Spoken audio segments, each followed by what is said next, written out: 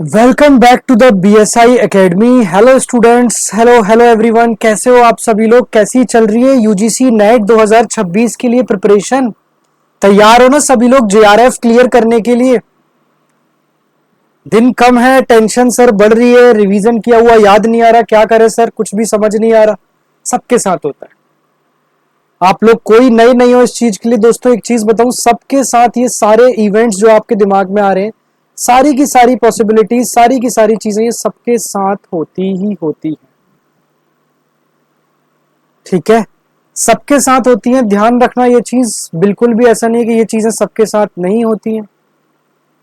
Clear? तो दोस्तों आज की ये जो वीडियो है ना, ये बहुत ज्यादा इंपॉर्टेंट है, हर रोज मैं कहता हूं। तो सबसे पहले दोस्तों वही मोटो है कि ये इतनी ज्यादा आपको प्रैक्टिस करा दी जाए कि आपसे यहाँ पर कोई भी क्वेश्चन किसी तरीके से भूले ना। यहाँ पर कुछ एक दो क्वेश्चन आपको रिपीट भी मिल जाएंगे। कॉन्सेप्ट वाइज जब मैं अरेंज करता हूँ चीजों को, तो यहाँ पर देखता हूँ कि मेन कॉन्सेप्ट आपके पहुंच जाए जहां से क्वेश्चन ज्यादा आ रहे हैं। जैसे प्लेगरिज्म टूल हो गया, लाइब्रेरी सिस्टम के अंदर क्लासिफिकेशन सिस्टम हो गया, डीडीसी हो गया, यूडीसी हो गया, एलडीसी हो गया, सीसी हो गया। ये क्लासिफिकेशन सिस्टम हो गया, ये काफी ज्यादा पूछा जाता है।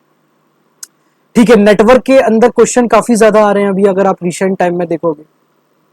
ठीक है, यहां पर स्टेटमेंट्स वाले क्वेश्चन में आपको हर एक दो क्वेश्चन में ले रहा हूं। मैच द कॉलम्स के तो दोस्तों अगर आप क्वेश्चन यहां पर देखोगे तो 4 से 5 क्वेश्चन आपको मैच द कॉलम्स के हर एक उसमें देखने को मिलने ही मिलने हैं। तो मैच द कॉलम्स के बहुत ज्यादा क्वेश्चन आपको देखने को मिल रहे हैं। तो दोस्तों इसी तरीके से ना बहुत बहुत ज्यादा हम उन कॉन्सेप्ट्स पर ध्यान दे रहे हैं जिन कॉन्सेप्ट्स पे यहाँ पर एनटीए आपका बार बार क्वेश्चन पूछ रहा है। घुमा फिरा के उसके कॉन्सेप्ट्स हमने डिकोड कर लिए कि यहाँ पर किन किन कॉन्सेप्ट्स को वो बहुत ज्यादा फोकस करता है। तो उन कॉन्सेप्ट्स के आसपास बने रहेंगे, जिससे हम एग्जाम में जब एग्जाम देने जाएंगे तो हमें एग्जाम से पहले ही एग्जाम जैसा फील ले लें। ठीक है, इसके अलावा दोस्तों आज भी यहाँ पर 30 डेज रिमेनिंग है। तो आप लोग यहां पर दोस्तों अगर आपको कोई भी 2026 में नेट जेआरएफ जैसे लाइब्रेरी साइंस के अंदर अगर कोई भी प्रॉब्लम आ रही है, तो बीएसआई एकेडमी का पूरा परिवार दोस्तों आप लोगों के साथ है। बीएसआई एकेडमी के द्वारा बूस्टर डोज उन सभी विद्यार्थियों के लिए लॉन्च ऑलरेडी कर दिया गया जिन्हें कम समय में यहाँ पर चीजें मैक्सिमाइज चाहिए। वहां पर आपको मैराथन क्लासेस टाइप की कॉन्सेप्ट जो आपके इंपोर्टेंट जो आते हैं, उसके अलावा आपको practice sessions, mock mock test हो गए, ये सारी की सारी चीजें आपको फ्री देखने को मिल जाएंगी। इससे रिलेटेड अगर आप एक्स्ट्रा जानकारी चाहते हैं तो दिए गए कॉन्टैक्ट नंबर पर जाके एक बार बात कर सकते हैं। और इसके साथ साथ हमारी जो बीएसआई एकेडमी की वेबसाइट है, आप वहां पर भी जा सकते हो। तो सबसे पहले नमस्कारम दोस्तों, आज का पहला क्वेश्चन हम हर तरीके से जैसे स्टार्ट करते हैं वही तरीके से स्टार्ट करेंगे। Which among the following is an anti plagiarism tool? इसमें से कौन सा यहां पर एंटी प्लेगरिज्म टूल है? प्लेगरिज्म हमने कल भी पढ़ा था, आज भी पढ़ा है, रोज पढ़ रहे हैं, क्योंकि क्वेश्चन आपको देखना, आपको एक ना एक क्वेश्चन यहां से मिलता हुआ पेपर में दिख जाएगा। प्लेगरिज्म होता क्या है? किसी भी कंटेंट को कॉपी करना, किसी भी कंटेंट को कॉपी करना। ठीक है, कोई भी कंटेंट को, साहित्यिक चोरी को हम यहां पर कहते हैं प्लेग। ठीक है, अब प्लेग यहां पर होता क्या? जब कोई भी व्यक्ति, जब कोई भी पर्सन, जैसे सपोज करो, बहुत आसान शब्दों में समझाऊं, आप यहां पर मेरा कोई भी कंटेंट हो गया, ठीक है, या किसी भी चीज से मैंने यहां पर कोई रिसर्च कर रखी है और रिसर्च करके यहां पर पब्लिश कर दी, ठीक है, या फिर आर्टिकल हो गया, या फिर असाइनमेंट की कॉपी भी हो गई, या फिर असाइनमेंट की कॉपी भी अगर हो गई ना, असाइनमेंट की कॉपी भी हो गई, इसमें से आपने किसी भी चीज को कॉपी करके अपना बताने लगा, दूसरे के कंटेंट को आपने अपना बताना, दूसरे के कंटेंट को आपने अपना बताना स्टार्ट कर दिया, तो इस टर्म्स में हम उसे कहते हैं, इस टर्म्स में ना हम उसे कहते हैं दोस्तों प्लेगरिज्म। ठीक है, एग्जाम्पल समझना, मान लो आप अभी अभी एक वेब सीरीज आई जैसे सपने versus everyone, I don't know आप लोगों ने कितने ने देखा, 18+ है, सभी लोग हम 18+ है। एक वेब सीरीज आई यहां पर सपने वर्सेस एवरीवन। ठीक है, अब अगर आप इस वेब सीरीज को देखोगे तो सपने वर्सेस एवरीवन में आप एक चीज देखोगे, यहां पर एक डायरेक्टर होता है, वो मूवी की स्क्रिप्ट लिखता है। उसके साथ में वो स्ट्रगल टाइम में उसका एक रूममेट्स भी रह रहा होता है। तो वो सेम यहां पर मूवी की script, same to same movie की स्क्रिप्ट, वो यहां पर उसको पेटेंट नहीं करा था, वो उसका यहां पर कॉपीराइट नहीं करा था। तो जब आपका उसके पास कॉपीराइट है ही नहीं और वो कुछ समय इसी की इसी सेम कंटेंट कॉपी करके अपने नाम से यहां पर कॉपीराइट करा लेता है, और कॉपीराइट कराने के बाद वो प्रोड्यूसर को वो स्क्रिप्ट यहां पर सेल कर देता है। और जब वो प्रोड्यूसर को स्क्रिप्ट सेल कर देता है तो यहां पर जिसने वो स्क्रिप्ट लिखी उसकी मेहनत तो सारी पानी है फिर भी। तो यहां पर बनाए गए कंटेंट, जो भी आपने कंटेंट यहां पर दोस्तों बनाया है, उसको किसी दूसरे ने कॉपी कर लिया, उसे हम कहते हैं प्लेगरिज्म। ठीक है, अब प्लेगरिज्म का जो सॉफ्टवेयर है, विच of the following is an anti plagiarism tool, कौन सा ऐसा टूल है ये देख सकता है कि ये कॉपी किया गया कंटेंट है या यहां पर ओरिजिनल कंटेंट है, यहां पर ये देखी जाता है। अब टर्निट्रिन जो है यह एक प्रकार का एंटी प्लेगरिज्म सॉफ्टवेयर है, यह जो है यह एक प्रकार का एंटी प्लेगरिज्म सॉफ्टवेयर माना जाता है, यह एक प्रकार का एंटी प्लेगरिज्म सॉफ्टवेयर माना जाता है। इसका जो यूज होता है, इसका यूज थीसिस की चेकिंग में,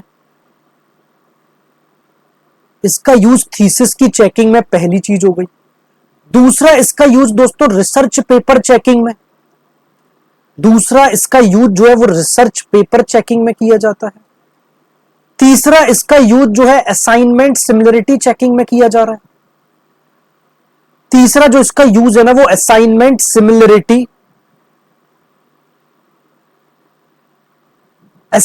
सिमिलरिटी चेकिंग में किया जा रहा है। चौथा जो दोस्तों इसका यूज है वो एकेडमिक इंटीग्रिटी मेंटेन करने में भी इसका यूज होता है, एकेडमिक इंटीग्रिटी मेंटेन करने में भी इसका यूज होता है। तो यहां पर जो इसका टर्निटिन जो है यह एक प्रकार का एंटी प्लेगरिज्म टूल है। ये जो भी आपका कॉपीड कंटेंट होता है, जो भी आपका कॉपीड कंटेंट होता है, ये कॉपीड कंटेंट का परसेंटेज बताने का काम करता है, कॉपीड कंटेंट का परसेंटेज बताने का यह काम करता है। क्लियर है? चलें आगे, नहीं आगे नहीं, और ऑप्शंस तो समझ लें। नेक्स्ट है यहां पर डी स्पेस। डी स्पेस क्या है? डी स्पेस दोस्तों एक प्रकार का इंस्टीट्यूशनल, डी स्पेस जो है एक प्रकार का इंस्टीट्यूशनल रिपोजिटरी सॉफ्टवेयर माना जाता है, एक प्रकार का इंस्टीट्यूशनल रिपोजिटरी सॉफ्टवेयर माना जाता है डी स्पेस। और इसका जो यूज होता है ना डिजिटल डॉक्यूमेंट्स को, जो भी आपके यहां पर डिजिटल डॉक्यूमेंट्स जो हैं, उन डिजिटल डॉक्यूमेंट्स को स्टोर करने के लिए, उन डिजिटल डॉक्यूमेंट्स को स्टोर करने के लिए इसका यूज किया जाता है। क्लियर? नेक्स्ट आता है दोस्तों यहां पर फेडोरा। फेडोरा एक प्रकार का डिजिटल, फेडोरा एक प्रकार का डिजिटल रिपोजिटरी आर्किटेक्चर है, डिजिटल रिपोजिटरी आर्किटेक्चर है जिसे हम फेडोरा के नाम से जानते हैं। लास्ट आता है दोस्तों यहां पर ग्रीनस्टोन। ग्रीनस्टोन क्या है? ग्रीनस्टोन जो है, ग्रीनस्टोन एक प्रकार का डिजिटल लाइब्रेरी सॉफ्टवेयर है। ग्रीनस्टोन एक प्रकार का डिजिटल लाइब्रेरी सॉफ्टवेयर है जिसे हम ग्रीनस्टोन कहते हैं। ठीक है, अब स्टूडेंट्स प्लेगरिज्म का मतलब समझ रहे हो, किसी दूसरे का कॉपी करना। अब उसके लिए आपने अगर मान लो किसी दूसरे का कॉपी कर लिया, टर्निट्रिन बैठा है, बाकी हमने और भी चीजें हैं वो समझ ली कि और चीजें क्या होती हैं। ठीक है, चलें नेक्स्ट पे, क्वेश्चन नंबर 2 पे। चलो, मैच लिस्ट 1 एंड 2, यहां पर ये क्वेश्चन रिपीट हुआ है आप लोगों का, ये एग्जैक्ट रिपीट हो गया। ठीक है, मैं एक बार और इसको समझा देता हूं। PAN यहां पर होता है दोस्तों ने, ये फुल फॉर्म है, वहां पर इसको अरेंज करना था ना। ठीक है, कोई बात नहीं, सबसे पहले हम PAN देख लेते हैं। PAN की दोस्तों फुल फॉर्म होती है personal area network, personal area network. इसके एग्जाम्पल की अगर हम बात करें तो ब्लूटूथ हो गया सबसे बड़ा एग्जाम्पल, हेडफोन्स यूज करते हो ना वायरलेस, माउस यूज करते हो, दूसरा माउस, वायरलेस माउस, अगर कोई कंटेंट बना रहे हो माउस का यूज कर रहे हो, वायरलेस होता है। सबसे पहले क्या हो गया? पर्सनल एरिया नेटवर्क हो गया। दूसरे नंबर पे अगर देखा जाए तो LAN हो गया, जिसे हम लोकल एरिया नेटवर्क कहते हैं, लोकल एरिया नेटवर्क के नाम से जानते हैं। अब यह जो है स्मॉल एरिया के लिए जाना जाता है, लोकल एरिया नेटवर्क यह जो है स्मॉल एरिया के लिए जाना जाता है। तीसरा दोस्तों मैन की अगर बात करें, इसकी फुल फॉर्म देखें तो इसकी फुल फॉर्म है मेट्रोपॉलिटन एरिया नेटवर्क। इसकी फुल फॉर्म क्या है? Metropolitan area network. Metropolitan area network जो है सिटी लेवल के लिए जाना जाता है, यह जो है सिटी लेवल के लिए जाना जा रहा है। और नेक्स्ट आ जाता है यहां पर WAN, जिसे हम वाइड एरिया नेटवर्क कहते हैं। WAN जिसे हम वाइड एरिया नेटवर्क कहते हैं, यह वाइड एरिया नेटवर्क जो है यह लार्ज एरिया के लिए, यह लार्ज एरिया के लिए या फिर कंट्री के लिए जाना जाता है। Clear? Personal area network, personal devices समझ लो, local area network, small area network के एग्जांपल्स भी दे देता हूं चलो, जैसे कि स्कूल हो गया, पूरा स्कूल्स को कनेक्ट कर रहे हो आप, स्कूल की लैब्स जो है लैब्स को कनेक्ट कर दिया। मान लो यहां पर कोई ऑफिस है, उस ऑफिस की बिल्डिंग को कनेक्ट कर रहे हो तो आप लैन से कर दोगे। ठीक है। मेट्रोपोलियन नेटवर्क जो हो जाता है ये कवर्स अ सिटी करता है, कवर्स अ सिटी, जिसमें आपका सिटी केबल नेटवर्क आ जाता है।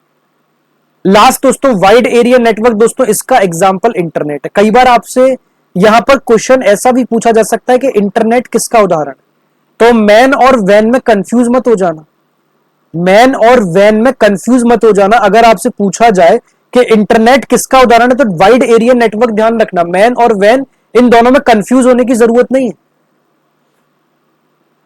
ठीक है ना? LMWP इस तरीके से याद रखो, LMWP, लैन यानी कि लोकल, मैन यानी कि मेट्रोपोलियन, वाइड यानी कि क्या बोलते हैं वाइड एरिया नेटवर्क, और PAN यानी कि पर्सनल एरिया नेटवर्क। क्लियर? चलो क्वेश्चन नंबर 3 पे चलते हैं। विच of the following is a primary source of information? निम्नलिखित में से कौन सा यहां पर प्राइमरी सोर्स ऑफ इंफॉर्मेशन है? दोस्तों जब भी यहां पर सोर्स ऑफ इंफॉर्मेशन की बात की जाएगी, ध्यान देना, जब भी यहां पर सोर्स ऑफ इंफॉर्मेशन की बात की जाएगी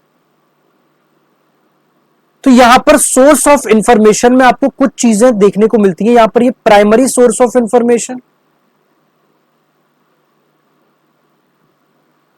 प्राइमरी सोर्स ऑफ इंफॉर्मेशन,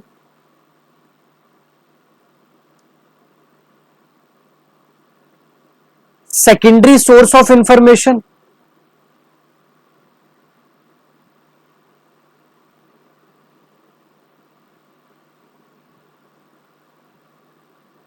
और थर्ड है यहां पर tertiary source of information. Third है यहां पर tertiary source of information.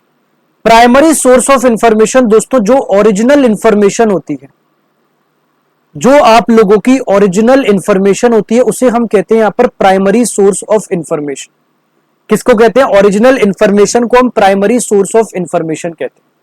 Secondary source of information वो इंफॉर्मेशन होती है जिसका यूज हमेशा यहां पर प्राइमरी सोर्स ऑफ इंफॉर्मेशन से ही किया जाता है। और टर्शरी सोर्स ऑफ इंफॉर्मेशन दोस्तों वो इंफॉर्मेशन होती है जहां पर यहां पर कंपाइल्ड सोर्सेस का यूज किया जाता है, जहां पर हमेशा कंपाइल्ड सोर्सेस का यूज किया जाता है। ठीक है। अब अगर हम देखें तो प्राइमरी सोर्सेज में कौन कौन से आते हैं, तो प्राइमरी सोर्सेज में दोस्तों अगर आप यहां पर अपना कोई कंटेंट लिख रहे हो तो उसका पेटेंट्स करा दिए, ये पेटेंट्स हमेशा ओरिजिनल इंफॉर्मेशन में आएगा। जो भी आपकी ओरिजिनल रिसर्च है, जो भी आपकी ओरिजिनल रिसर्च है वो इसी के अंदर आएगी। दूसरा, जो भी आपकी न्यू फाइंडिंग्स है, जो भी आपकी न्यू फाइंडिंग्स है वो इसी के अंदर आएगी। तीसरा, जो भी आपका न्यू डेटा है वो भी इसी के अंदर आता है। तो प्राइमरी सोर्स के अंदर ओरिजिनल रिसर्च हो गई, न्यू फाइंडिंग्स हो गई, तीसरा न्यू डेटा हो गया, सारा का सारा प्राइमरी सोर्स में आता है। ठीक है। सेकेंडरी सोर्स ऑफ इंफॉर्मेशन है, मैंने लास्ट टाइम भी आपको एग्जांपल दिया था, जैसे बिब्लियोग्राफी हो गया, जैसे बिब्लियोग्राफी हो गया यानी कि लिस्ट ऑफ डॉक्यूमेंट्स, बिब्लियोग्राफी यानी कि लिस्ट ऑफ डॉक्यूमेंट्स। ठीक है। रेफरेंस सोर्सेज जो होते हैं, जो कि प्राइमरी सोर्स से लिए जाते हैं, वो आते हैं। ठीक है। जैसे यूट्यूब टीचिंग लाइन, तो प्राइमरी सोर्स क्या कर रहा है, हमेशा इंफॉर्मेशन दे रहा है, लेकिन थीसिस रिसर्चर का वहां पर ओरिजिनल वर्क हो रहा है, इसलिए वो प्राइमरी सोर्स। ठीक है, तो इसका करेक्ट आंसर है यहां पर थीसिस। समझ आ गया होगा बहुत अच्छे से, बहुत डिटेल से पढ़ा दिया। कंपाइल्ड सोर्स, इसका एग्जांपल नहीं दे। कंपाइल्ड सोर्स ऑफ इंफॉर्मेशन दोस्तों वो इंफॉर्मेशन होती है जैसे कि एनसाइक्लोपीडिया, एनसाइक्लोपीडिया जिसने इंफॉर्मेशन को गैदर करा, कंपाइल्ड करा और टर्शरी सोर्स ऑफ इंफॉर्मेशन के अंदर बांटकर आपको दिखा दिया, उसे हम कहते हैं compiled source of information. Question number 4 आ जाता है दोस्तों, arrange the following communication media in ascending order according to speed. यहां पर जो कम्युनिकेशन मीडिया का स्पीड है उनको आपको अरेंज करना है। ठीक है, बताओ अरेंज करके क्या होगा इसका करेक्ट। देखो सबसे पहले आपने सबने पढ़ा है टेलीग्राफ जो है ना, वो एक बहुत ओल्डेस्ट कम्युनिकेशन टेक्नोलॉजी है। वो एक प्रकार से ओल्डेस्ट कम्युनिकेशन टेक्नोलॉजी है। वो एक प्रकार की ओल्डेस्ट कम्युनिकेशन टेक्नोलॉजी है, तो वहां से जो चीजें भेजते हो ना आप, उसका हमेशा स्पीड जो होता है वो काफी ज्यादा स्लो होता है, पहली चीज। दूसरा आ जाता है दोस्तों टेलीफोन, टेलीफोन वॉइस कम्युनिकेशन है। ईमेल दोस्तों जो है वो इंटरनेट बेस्ड ये वॉइस कम्युनिकेशन है। लिख लो यहां पर टेलीफोन क्या है, वॉइस कम्युनिकेशन है, ताकि आसानी होगी अरेंज करने में। टेलीफोन वॉइस कम्युनिकेशन है। ईमेल जो है इंटरनेट बेस्ड फास्ट कम्युनिकेशन है।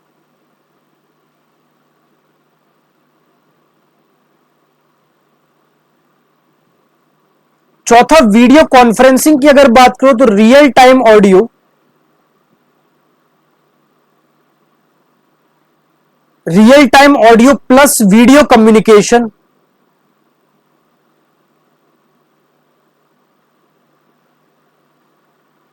तो ये क्या है दोस्तों, ये वीडियो कॉन्फ्रेंसिंग है। अब यहां पर समझो, सबसे पहले यहां पर स्पीड की अगर बात करें टेलीग्राफ, टेलीग्राफ के बाद दोस्तों आ जाएगा यहां पर टेलीफोन,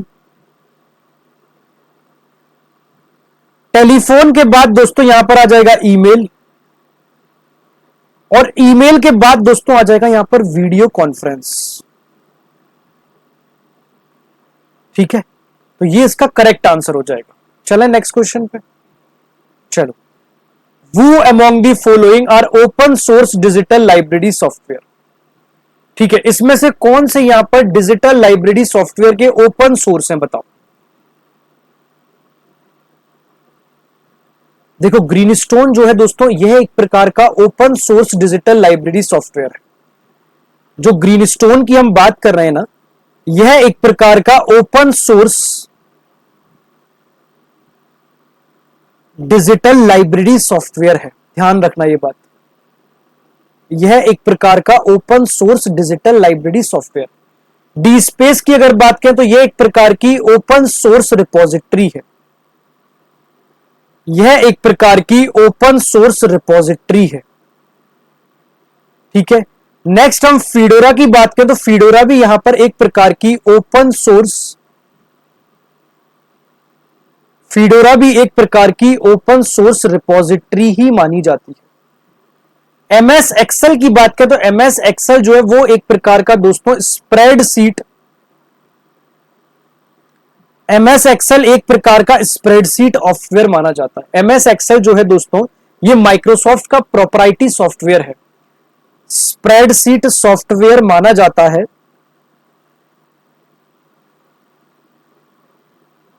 यह माइक्रोसॉफ्ट का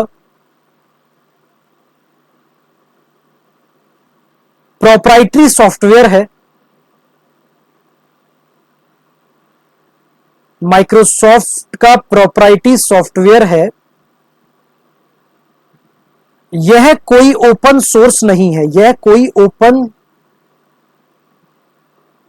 सोर्स नहीं है। बाकी जितने भी है, चाहे वो open source digital library, open source repository software, Fedora Greenstone, D space, Fedora, ये तीनों के तीनों दोस्तों open source digital library software माने जाते हैं। क्लियर है। चलो क्वेश्चन नंबर 6 पे चलते हैं। Bibliometrics is used to study quantitative aspects of literature, ठीक है, and bibliographic has no relation with citation analysis, ठीक है। सबसे पहले समझो बिब्लियोग्राफिक का उपयोग जो है वो साहित्य के, जो आपका यहां पर लिटरेचर है उसके क्वांटिटेटिव एस्पेक्ट्स के लिए किया जाता है। तो बिब्लियोमेट्रिक जो लिटरेचर होता है उसका यहां पर जो क्वांटिटेटिव एनालिसिस के लिए बिल्कुल यूज होता है। बिब्लियोमेट्रिक्स में यहां पर सबसे पहले जो भी साइटेशन है, जो भी दोस्तों यहां पर साइटेशन आता है उस साइटेशन की काउंटिंग की जाती है। दूसरा, इसमें पब्लिकेशन एनालिसिस भी आपका देखने को मिलता है, पब्लिकेशन एनालिसिस भी आपका देखने को मिलता है। तीसरा दोस्तों, यहां पर आपको ऑथर प्रोडक्टिविटी भी देखने को मिलती है, तीसरा यहां पर ऑथर प्रोडक्टिविटी भी देखने को मिलती है, ठीक है। तो ये सारी चीजें जो क्वांटिटेटिव एस्पेक्ट्स ऑफ लिटरेचर की बात की जाती है, इनकी स्टडी यहां पर की जाती है। अब नेक्स्ट है bibliographometrics has no relation with citation analysis, ये तो गलत हो जाएगा, क्योंकि बिब्लियोमेट्रिक्स का पहले ही हमने बता दिया कि यहां पर जो साइटेशन काउंटिंग है इसका इससे गहरा संबंधित होता है। तो जो साइटेशन एनालिसिस है, जो यहां पर साइटेशन एनालिसिस जो है ना,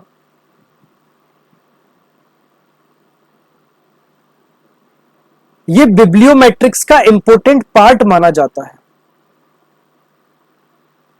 यह बिब्लियोमेट्रिक्स का इंपॉर्टेंट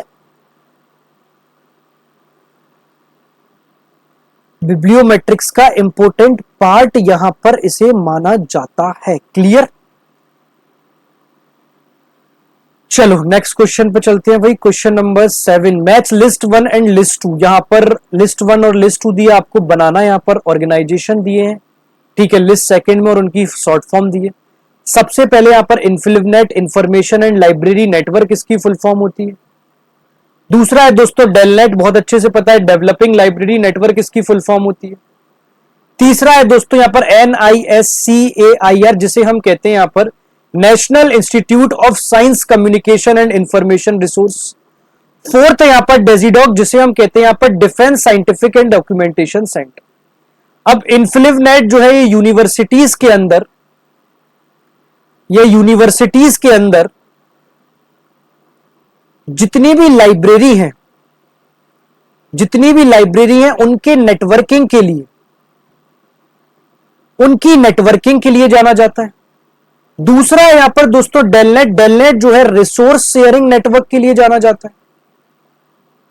जो डेलनेट यहां पर रिसोर्स शेयरिंग नेटवर्क के लिए जाना जाता है। तीसरा है दोस्तों यहां पर निस्कियर की अगर बात करूं तो ये साइंस कम्युनिकेशन, यह साइंस कम्युनिकेशन इंस्टीट्यूशन के लिए जाना जाता है। नेक्स्ट है दोस्तों यहां पर डेजिडॉक जो है ये डिफेंस का डॉक्यूमेंटेशन या इंफॉर्मेशन सेंटर है। ये डिफेंस एरिया का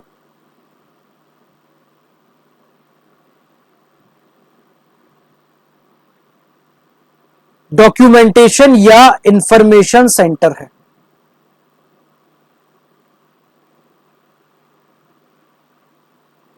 क्लियर? यहां तक मुझे लगता है सबको क्लियर हो गया होगा, ठीक है। चलें क्वेश्चन नंबर 8 पे। Which of the following is meta data standard? बताओ which of the following is a meta data standard. Linux आप लोगों को बहुत अच्छे से पता है, एक प्रकार का ऑपरेटिंग सिस्टम है।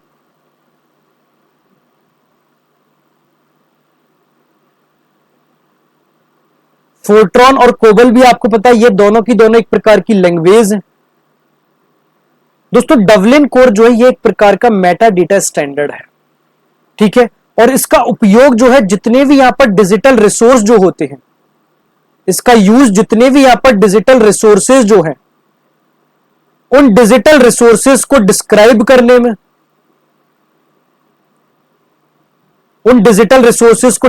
करने में, दूसरा उन रिसोर्स की डिस्कवरी करने के लिए, तीसरा यहां पर उसका कैटलॉगिंग करने के लिए यहां पर इन चीजों का यूज यहां पर किया जाता है। कैटलॉगिंग करने के लिए इसका यूज यहां पर किया जाता है। लिनक्स ऑपरेटिंग सिस्टम है, पहले ही मैंने बता दिया। कोबोल और फोर्ट्रॉन दोनों मैंने आपको बता दी, ये दोनों की दोनों प्रोग्रामिंग लैंग्वेज है। यह है दोनों की दोनों जो है ये यहां पर आपको प्रोग्रामिंग लैंग्वेज मानी जाती है। चलें क्वेश्चन नंबर 9 पे। Arrange the following steps of research process in sequence. बताओ, यहां पर आपको रिसर्च प्रोसेस का जो सीक्वेंस है, यहां पर रिसर्च प्रोसेस का जो सीक्वेंस है वो आपको अरेंज करके देना है। तो सबसे पहले तो जो भी आपका यहां पर स्टेप 1 होगा ना, उस स्टेप 1 में आपको यहां पर रिव्यू ऑफ लिटरेचर देखने को मिलेगा। स्टेप 1 में आपको रिव्यू ऑफ लिटरेचर देखने को मिलता है। अब रिव्यू ऑफ लिटरेचर में आपको क्या देखने को मिलेगा? पहले जो भी यहां पर प्रीवियस स्टडीज की गई हैं, आपको यहां पर रिसर्च पेपर लिखने के लिए उन प्रीवियस स्टडीज को पढ़ना होगा। ठीक है, उन प्रीवियस स्टडीज को पढ़ना होगा जिसे हम कहते हैं रिव्यू लिटरेचर। नेक्स्ट आ जाते हैं भैया स्टेप 2 पे।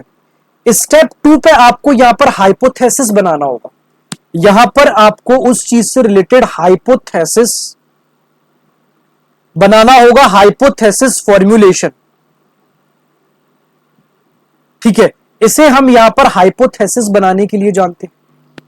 स्टेप 3 में दोस्तों आपको यहां पर डेटा कलेक्ट करना होगा। स्टेप 3 में आपको यहां पर डेटा कलेक्ट करना होगा।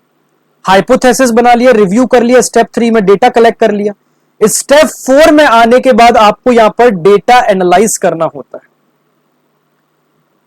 डेटा एनालाइज करना होता है, ये आपका यहां पर इसका आसान ट्रिक ऐसे पढ़ लो, LHCA, यानी कि लिटरेचर रिव्यू, सेकंड में हाइपोथेसिस, थर्ड में कलेक्शन और लास्ट में एनालिसिस। क्लियर है? चलो नेक्स्ट क्वेश्चन पे चलते हैं। शोध प्रक्रिया के नहीं ये तो वही हो गया। Which among the following is related to cloud computing. Cloud computing क्या है बताओ? इसमें से कौन सा आपको क्लाउड कंप्यूटिंग मॉडल दिख रहा है? ओपेक है, ऑनलाइन पब्लिक एक्सेस कैटलॉग है, लाइब्रेरी से रिलेटेड है, मार्क 21 मेटाडेटा स्टैंडर्ड है। यह एक प्रकार का मेटाडेटा स्टैंडर्ड है। यह online public access catalogue,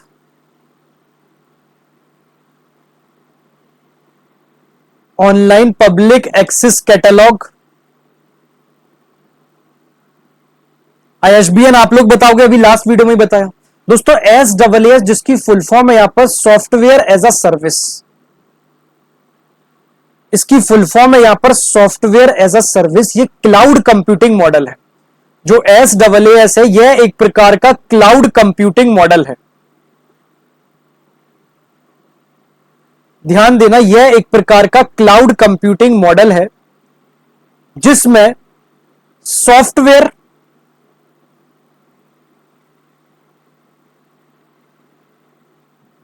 internet के माध्यम से, जिसमें सॉफ्टवेयर इंटरनेट के माध्यम से यूज किया जाता है। ठीक है, एग्जाम्पल की अगर बात करो तो जैसे आपने गूगल डॉक्स ले लिया, ठीक है, जीमेल ले लिया। ये सारी की सारी वो चीजें जब आप इनको चलाओगे तब आपको पता चलेगा कि ऑफिस 365 हो गया, ये वो सॉफ्टवेयर है। यहां पर ये क्लाउड कंप्यूटिंग सॉफ्टवेयर, लेकिन इनका यूज जो है वो यहां पर इंटरनेट के माध्यम से यूज किया जाता है। क्लियर? तो यहां पर दोस्तों हमने और 10 क्वेश्चन की सीरीज यहां पर कंप्लीट कर लिए। इसी तरीके से यहां पर हम लोग क्वेश्चन की रेगुलर सीरीज स्टार्ट करते चलेंगे और एग्जाम तक आप लोगों का साथ बनाए रहेंगे। यहां पर इसकी कंप्लीट PDF आपको टेलीग्राम चैनल में मिल जाएगी। आंसर के लिए आप लोगों को यहां पर वीडियो देखना पड़ेगा। तो आज की क्लास को दोस्तों हम यहीं बाइंड अप करते हैं। तब तक के लिए बाय बाय, टेक केयर, जय हिंद।